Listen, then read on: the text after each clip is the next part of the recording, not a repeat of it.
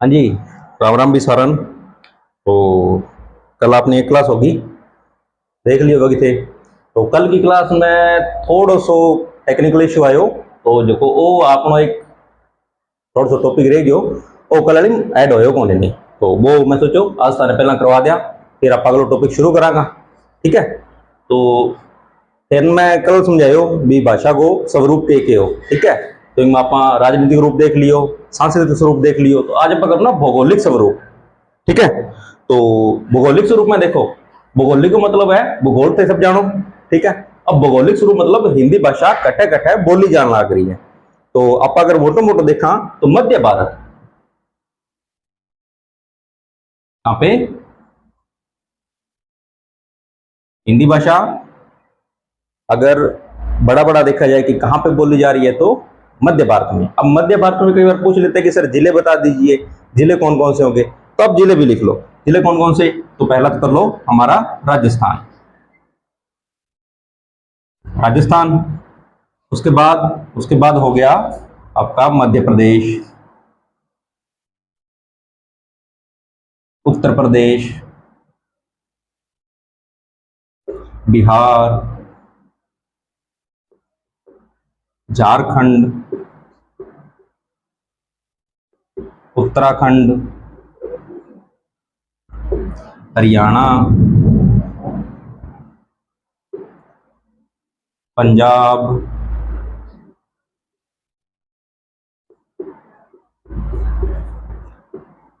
हिमाचल प्रदेश। ये कुछ ऐसे राज्य है जहां पे हिंदी बोली जाती है। अब कुछ बच्चे बोलेंगे कि नहीं सर राजस्थान में राजस्थानी बोली जाती है, मध्य प्रदेश में अलग बोली जाती है, उत्तर प्रदेश में बिहारी भोजपुरी ये बोली जाती है, हमारे उत्तराखंड वगैरह में हमारे पहाड़ी बोली जाती है, पंजाब में पंजाबी बोली जाती है। ऐसा नहीं है। हालांकि वहां पे एक अलग भाषा है उन राज्यों की, परंतु अगर मुख्य भाषा की हम बात करें तो वहां पे हिंदी बोली जाती है, वहां के लोगों को हिंदी समझ आती है। इसलिए हम बोल देते हैं कि हमारे जो मध्य भारत का जो इलाका है वहां पे हिंदी बोली जाती है और वहां की राजभाषा हिंदी है। ठीक है। तो आप लीजिए इसका स्क्रीनशॉट, फिर अपना अगला टॉपिक शुरू करते हैं।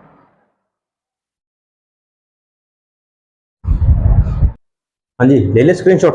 तो अब हम शुरू करेंगे अपना टॉपिक वर्ण विचार। ठीक है। ये हमारा नया टॉपिक रहेगा आज का, वर्ण विचार।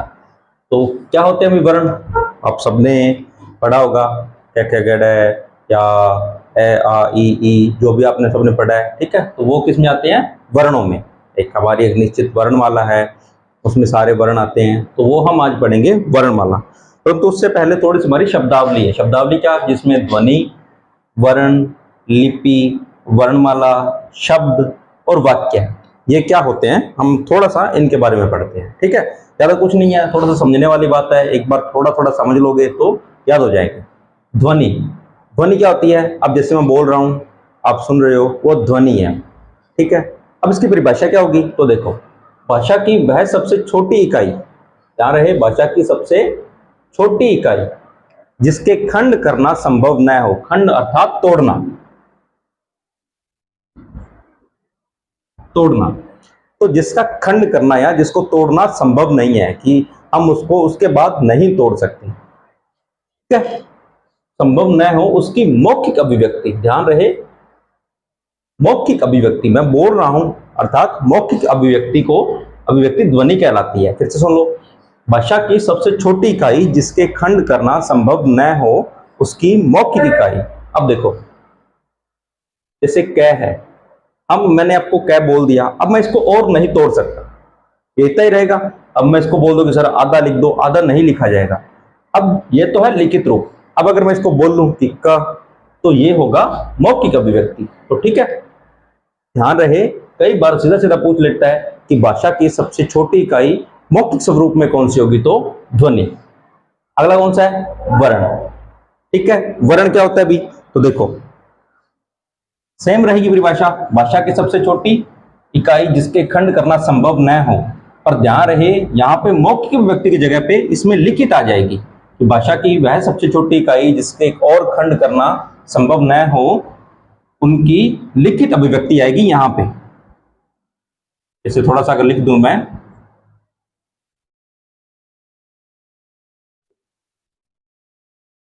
सबसे छोटी लिखित इकाई।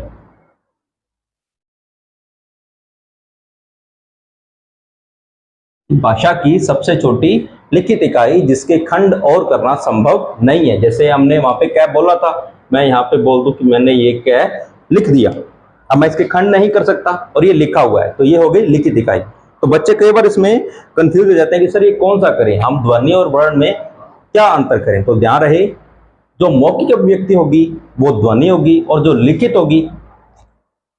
होगी वो क्या होगी, वर्ण।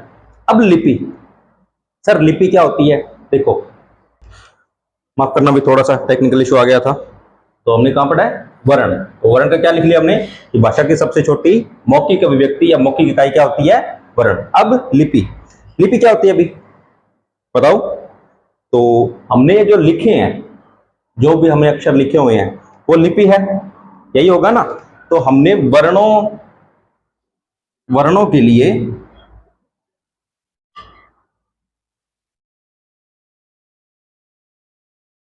प्रयोग किए जाने वाले चिन्ह, वर्णों के लिए प्रयोग किए जाने वाले चिन्ह क्या कहलाते हैं, लिपि। हमने जो भी लिखे हैं ये हमारे लिपि के अंतर्गत आते हैं। और मैंने आपको बताया था कि हमारे हिंदी की लिपि कौन सी है, तो देवनागरी। ठीक है, हिंदी की लिपि कौन सी आएगी, देवनागरी लिपि। अब अगला टॉपिक क्या आएगा, वर्णमाला। तो आप सबने भी बचपन में कायदा पढ़ा होगा, कायदे की शुरुआत ही वर्णमाला से होती है। तो वर्णमाला होती क्या भी, हमने सबने पढ़ी हुई है, अब हमको इसका नाम पता है, परंतु उसकी परिभाषा नहीं पता, नहीं पता ना। देखो, वर्णों को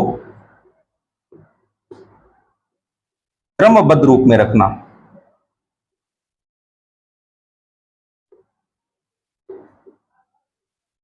वर्णों को क्रमबद्ध रूप में रखना।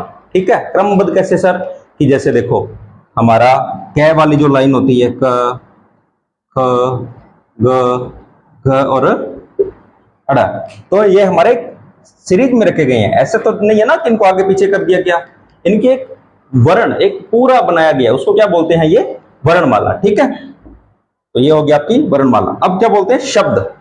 शब्द क्या होते हैं, अभी हम बोल रहे हैं, शब्द ही बोल रहे हैं, तो ध्यान रहे शब्द की भी एक परिभाषा होती है और बहुत बार एग्जाम में पूछ ली जाती है। अब शब्द की परिभाषा क्या होगी कि वर्णों का क्या होगा, वर्णों का सार्थक समूह है,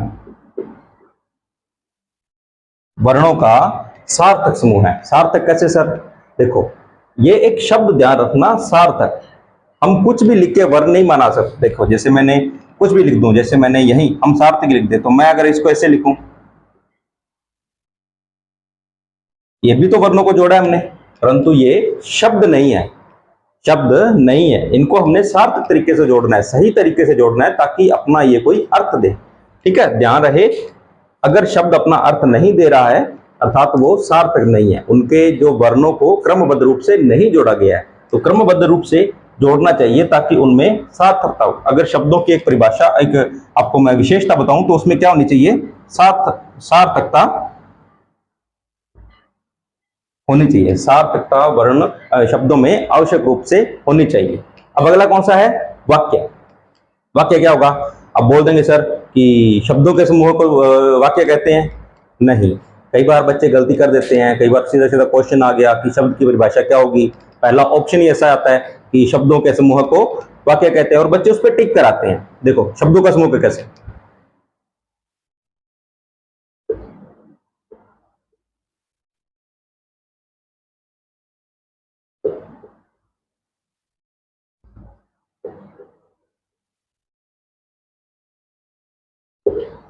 देखो अब मैंने एक लाइन लिख दिया आपके सामने, ठीक है, ये मैंने शब्द जोड़े हैं, शब्द ही जोड़े हैं ना। देखो जैसे स्कूल शब्द जोड़ दिया, जाऊंगा शब्द जोड़ दिया, आज शब्द जोड़ दिया, नहीं शब्द जोड़ दिया, तो ये वाक्य कहलाएगा, नहीं। क्या होगा, ये गलत होगा, ये वाक्य नहीं कहलाएगा। तो एक क्वेश्चन आता है कि सर वाक्य फिर किसको कहेंगे, हमने तो यहाँ पे शब्द ही जोड़े हैं, फिर ये वाक्य क्यों नहीं बना। देखो बच्चे, सिर्फ शब्दों को जोड़ना वाक्य नहीं होता, सार्थक समूह होना चाहिए, शब्दों का सार्थक समूह होना चाहिए। क्या होगा, शब्दों का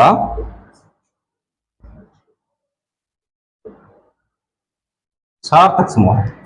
शब्दों का सार्थक समूह है, या अगर हम इस परिभाषा को थोड़ा सा और अगर करना चाहें, थोड़ा सा अगर हम इसको और अच्छे तरीके से लिखना चाहें, तो हम ये भी लिख सकते हैं कि सार्थक शब्दों का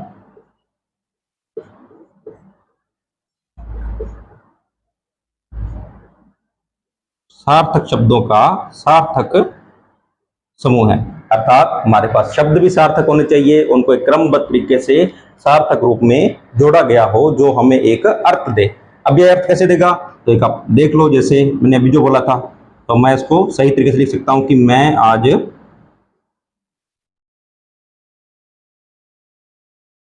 स्कूल नहीं जाऊंगा, तो मैंने यहाँ पे सार्थक शब्दों को एक क्रमबद्ध तरीके से सार्थक रूप से जोड़ा, तो वो सही बन गया ना। तो ध्यान रहे, हमने सही तरीके से जोड़ना है। अब थोड़ा सा रिपीट सुन लो। ध्वनि क्या होगी सर, की भाषा की सबसे छोटी इकाई जिसके खंड करना संभव न हो, उसकी मौखिक अभिव्यक्ति क्या होगी भाई, ध्वनि होगी। वर्ण क्या होगा, तो भाषा की सबसे छोटी इकाई लिखित इकाई, सबसे छोटी लिखित इकाई क्या कहलाएगी, वर्ण कहलाएगी। लिपि क्या होगी सर, तो वर्णों के लिए प्रयोग किए जाने वाले चिन्ह क्या कहलाएंगे, लिपि कहलाएंगे। वर्णमाला कौन सी होगी, तो वर्णों को क्रमबद्ध रूप में रखना क्या कहलाता है, वर्णमाला। शब्द, तो वर्णों का सार्थक समूह है शब्द कहलाता है, और वाक्य क्या कहलाएगा, सार्थक शब्दों का सार्थक समूह है वाक्य कहलाता है। और एक कई बार पूछ लेते हैं कि भाषा की सबसे बड़ी इकाई कौन सी होती है, तो देखो हमने दो इकाइयां देख ली। सबसे छोटी, अगर मौखिक अभिव्यक्ति में सबसे छोटी पूछे तो, या मौखिक इकाई सबसे छोटी पूछे तो हमारे पास ध्वनि है। अगर सबसे छोटी लिखित इकाई पूछे तो हमारे पास वर्ण है। अब सबसे बड़ी पूछ ले कि सबसे बड़ी इकाई कौन सी होती है, तो वाक्य। तो वाक्य के लिए हम लाइन लिख सकते हैं, भाषा की सबसे बड़ी इकाई, तो भाषा की सबसे बड़ी इकाई क्या होगी, वाक्य होगी। ठीक है, समझ गए, तो लो इसका स्क्रीनशॉट एक बार। हाँ जी, ले ले स्क्रीनशॉट। ठीक है, तो अब हम पढ़ेंगे आगे वर्णों के प्रकार। वर्ण कितने प्रकार के होते हैं, एक सामान्य सा क्वेश्चन है, वर्णों के प्रकार कितने होते हैं भाई, बता दोगे बच्चे, तो बताओ कितने होते हैं, दो। क्या होगा, वर्णों के प्रकार बोल लो, भेद बोल लो, रूप बोल लो, कुछ भी बोल लो, कितने होंगे, दो। आपने सबने अक्सर पढ़ा होगा भी, पहला कौन सा होगा कि स्वर, और दूसरा कौन सा होगा, व्यंजन। कौन कौन से हो गए, पहला स्वर, दूसरा व्यंजन। तो स्वर क्या होते हैं और व्यंजन क्या होते हैं, ठीक है, ये हम थोड़ा सा और आगे इसको विस्तार में पढ़ेंगे। एक बार ये प्रकार देख लो, कितने हो गए, दो होते हैं। ठीक है, तो पहले हम थोड़ा स्वर के बारे में पढ़ते हैं, फिर व्यंजन के बारे में पढ़ेंगे अच्छे से। तो हेडिंग डालते हैं पहले स्वर।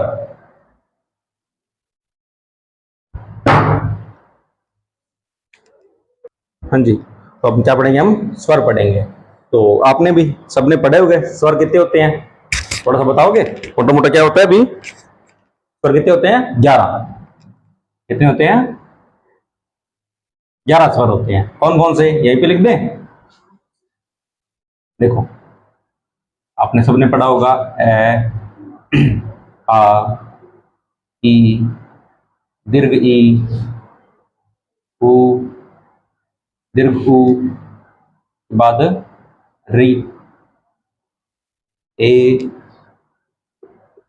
आई, ओ और औ।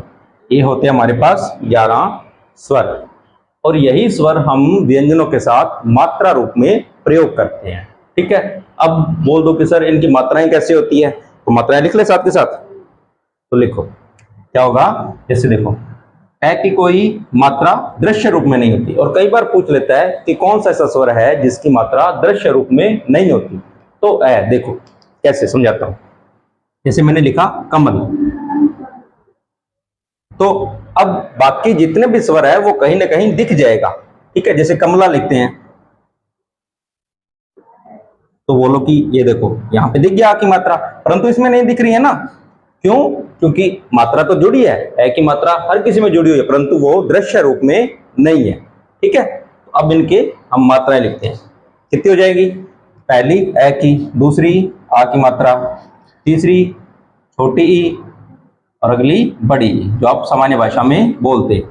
उसके बाद छोटा ऊ और बड़ा ऊ, और ये हो गया आपका री।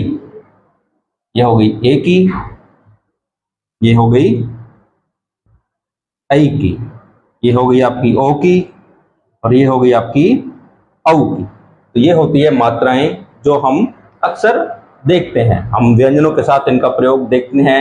सिर्फ एक ऐसी मात्रा होती है जो दृश्य रूप में ना होकर सिर्फ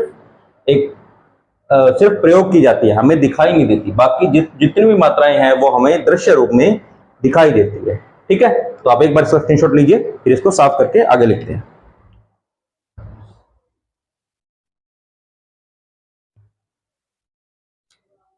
हो गया स्क्रीनशॉट? चलो ये मिटाते हैं।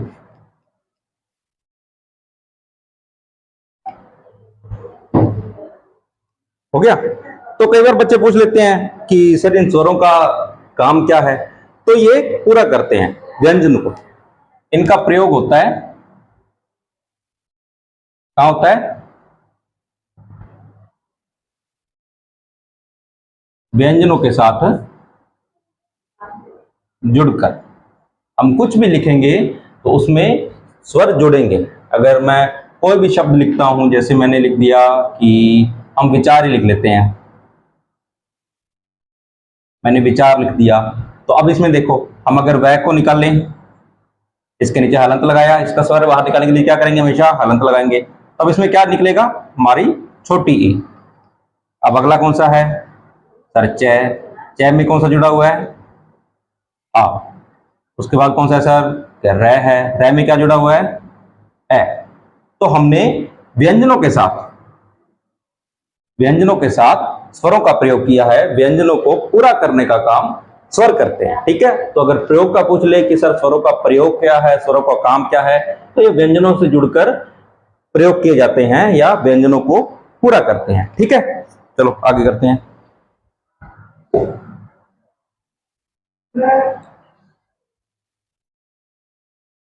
अब देखो हमने इनका थोड़ा सा विभाजन किया है स्वरों का, ठीक है।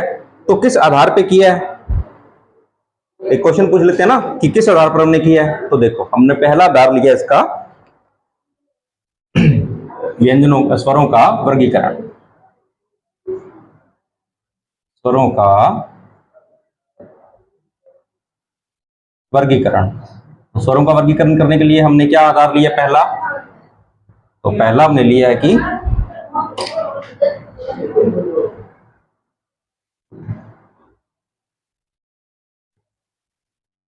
उच्चारण काल के आधार पर।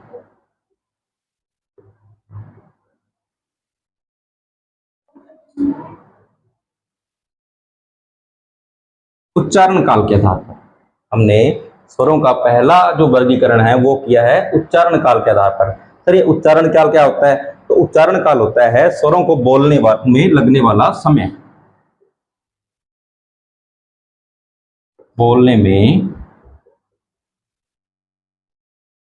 लगने वाला समय, यही होगा उच्चारण और काल। उच्चारण काल के आधार पर हमने स्वरों का वर्गीकरण किया है। तो इसके कितने प्रकार होंगे? तो इसके होंगे भी दो प्रकार। कई कई जगह पे तीन भी होते हैं, परंतु जो इसका अंतिम वाला है तीसरा प्रकार है वो संस्कृत में उपयोग किया जाता है, हिंदी में नहीं। तो हम यहाँ पे दो ही पढ़ेंगे। कौन कौन सा?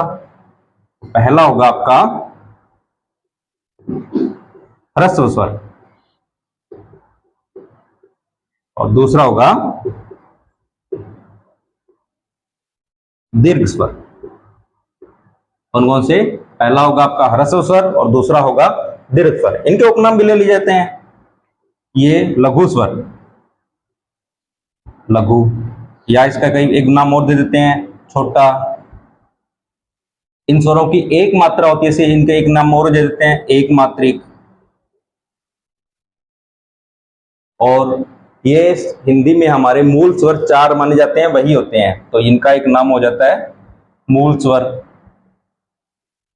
ठीक है, ये कुछ उपनाम है। कई बार होता है कि आपको ह्रस्व दिया ही नहीं, आप एग्जाम में ह्रस्व याद बैठे हो, कई बार कोई स्टूडेंट होता है मेरे जैसा रट्टा मार रहा है कि ह्रस्व दीर्घ ह्रस्व दीर्घ ह्रस्व दीर्घ, एग्जामिनर ने ये दिया ही नहीं, उसने लघु दे दिया, छोटा दे दिया, एक मात्रिक दे दिया या मूल स्वर दे दिया।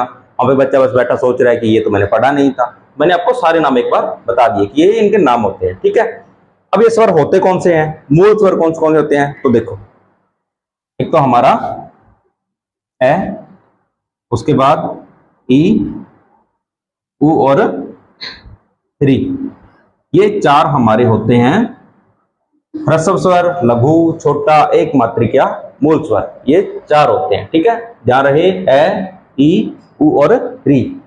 अब दीर्घ स्वर बोलोगे कि अगर ह्रस्व स्वर के इतने नाम है तो सर दीर्घ स्वर के भी तो नाम होंगे, बिल्कुल होंगे। ये छोटा है तो ये बड़ा हो जाएगा, ये एक मात्रिक है तो ये द्विमात्रिक हो जाएगा। ठीक है, अब बोल दो कि सर ये मूल स्वर है तो यहां पे क्या आएगा, देखो हमने इनको जोड़कर ये स्वर बनाए हैं तो ये हो जाएंगे द्विमात्रिक, क्या हो जाएंगे आपके संधि स्वर। संधि स्वर कई बार क्वेश्चन सीधा सीधा पूछ लेते हैं, आपको 4 स्वर देगा और सीधा सीधा पूछ लेगा कि इनमें से कौन सा संधि स्वर नहीं है या कौन सा संधि स्वर है, तो बच्चे वहां पे कंफ्यूज हो जाते हैं कि सर कौन सा करे कौन सा नहीं।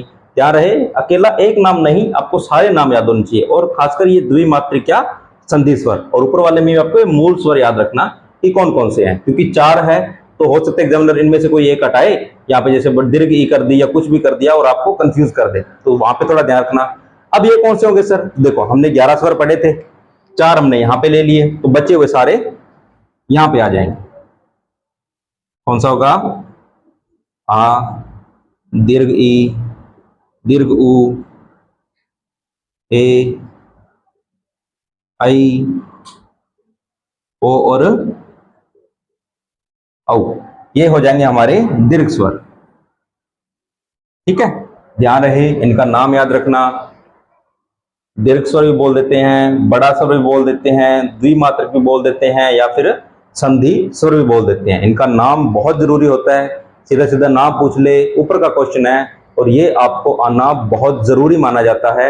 ऐसा ना हो कि आप आसान सा क्वेश्चन गलत कराओ। ठीक है, तो आप एक बार स्क्रीनशॉट लीजिए, थोड़ा सा इसके बारे में और पढ़ लेते हैं।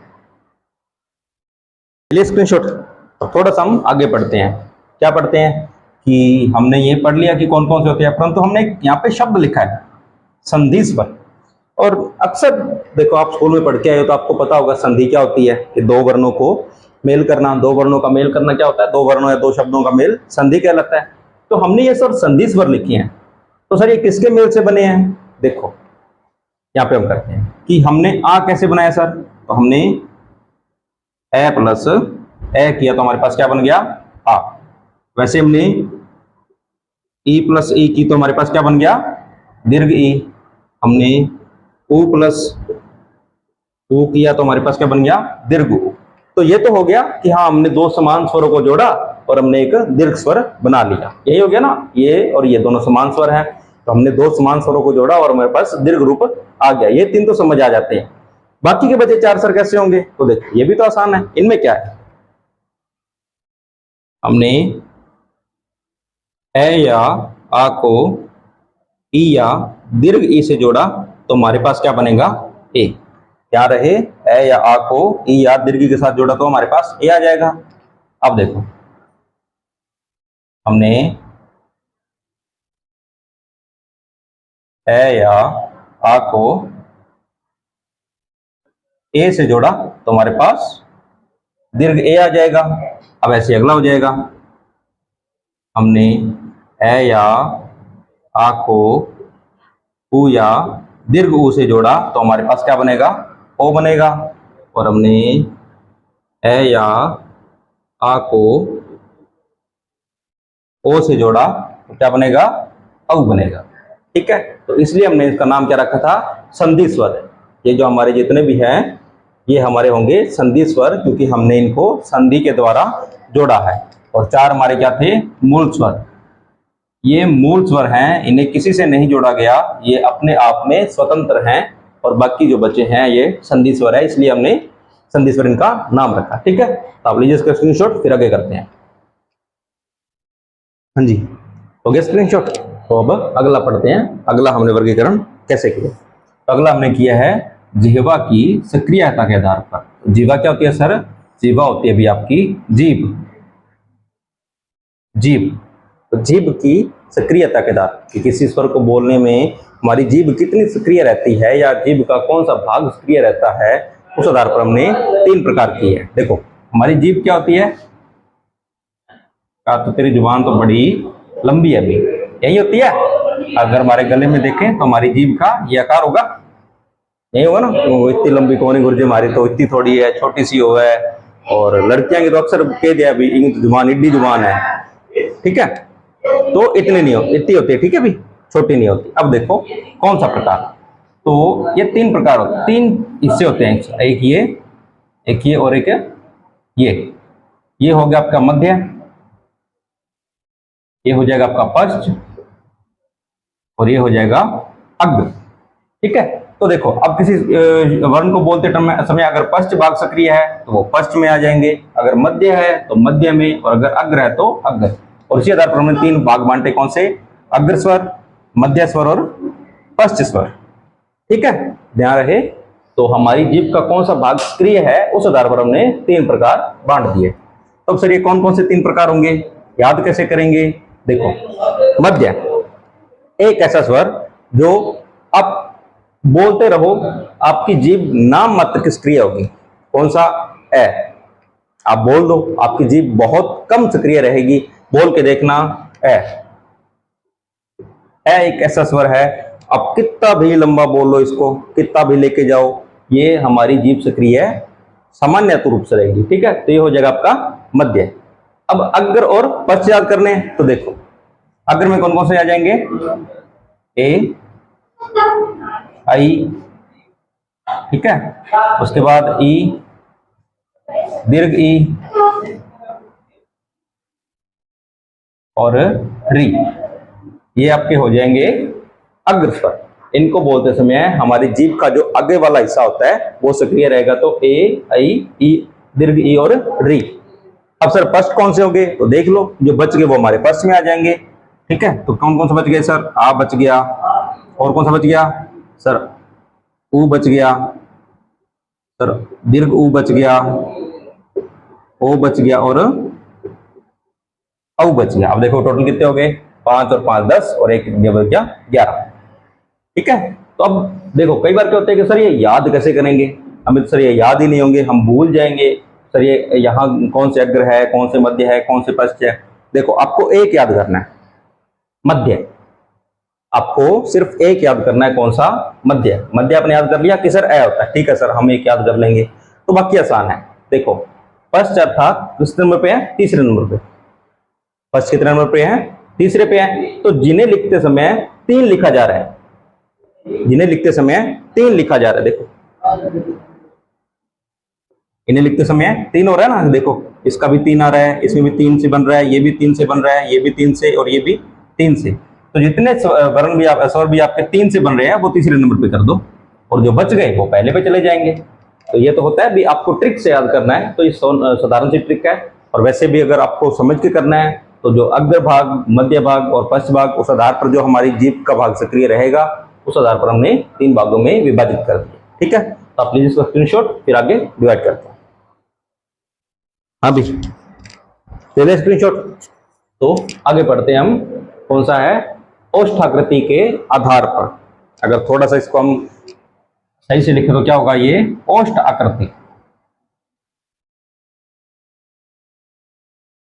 ओष्ठ आकृति के आधार पर। सर ये कैसे होता है? देखो हम कोई भी स्वर बोलते हैं तो हमारे होठ या तो गोल होते हैं, तो बिल्कुल गोल हो जाते हैं, या कुछ ऐसी आकृति बनती है ना, तो या तो गोल होंगे या गोल नहीं होंगे। तो कौन सा है? 2 प्रकार।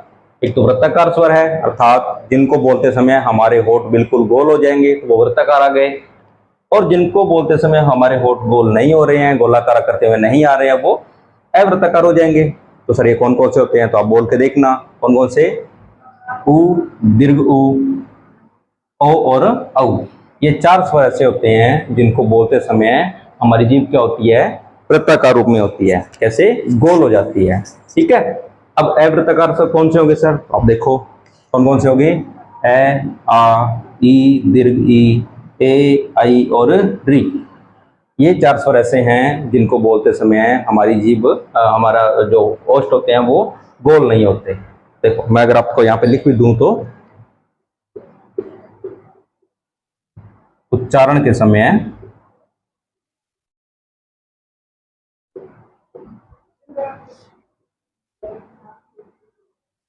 ओष्ठ गोलाकार आकृति में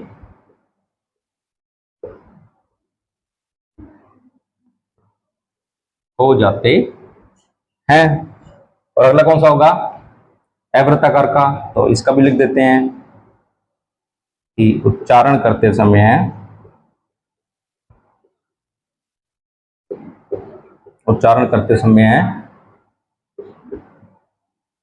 ओष्ठ गोलाकार आकृति में नहीं होते। ठीक है, तो मैंने आपको एक परिभाषा भी लिख दी कि कौन सा होगा और आपको स्वर भी लिख दिए कि कौन कौन से होंगे। तो ऐसा किया करो ना कि अपना कमरा बंद किया करो और जोर जोर से बोलने लग जाया करो, बोल के देखा करो कौन सा हो रहा है कौन सा नहीं हो रहा। बोल बोल के देखोगे, सीखने की कोशिश करोगे, तो कल को जब एग्जाम में बैठोगे तो स्वर को देखते ही दिमाग में आ जाएगा कि अरे ये तो वृत्ताकार है, अरे ये तो अवृत्ताकार है। ठीक है, तो एक बार स्क्रीनशॉट लो इसका।